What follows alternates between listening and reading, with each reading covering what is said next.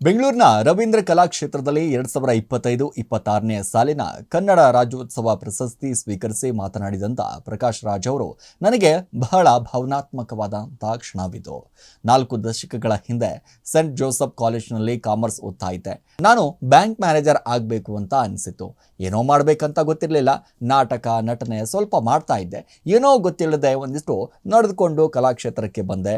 4 ದಶಕಗಳ ಹಿಂದೆ ಇದೇ ಕಲಾಕ್ಷೇತ್ರದ ಮೆಟ್ಟಿಲುಗಳ ಮೇಲೆ ಕುಳಿತು ಏನು ಮಾಡಬೇಕು ಅಂತ ಕನಸನ್ನು ಕಾಣ್ತಾ ಇದ್ದೆ ಅಂತ ಹೇಳ್ತಾರೆ. ನೋಡಿ, ಕಲಾಕ್ಷೇತ್ರದಲ್ಲಿ ಯಾವುದಾದ್ರೂ ಒಂದಿಷ್ಟು ನಾಟಕ ನಡಿಬೇಕಾಗಿದ್ರೆ ಬಂದು ನೋಡ್ತಿದ್ದೆ, ನಿದ್ದೆ ಮಾಡ್ತಿದ್ದೆ, ಇಲ್ಲೇ ಕೂತು ಊಟ ಮಾಡ್ತಿದ್ದೆ. ಶಂಕರ್ನಾಗ್ ಅವರ ನಾಗಮಂಡಲ ನಾಟಕ ಮಾಡಿದಾಗ ನಾನು ಬಿ ಸುರೇಶ್ ಅವರ ಮೇಲೆ ಬಾಲ್ಕನಿಯಲ್ಲಿ ಕುಳಿತುಕೊಂಡು ನೋಡಿದ್ವಿ.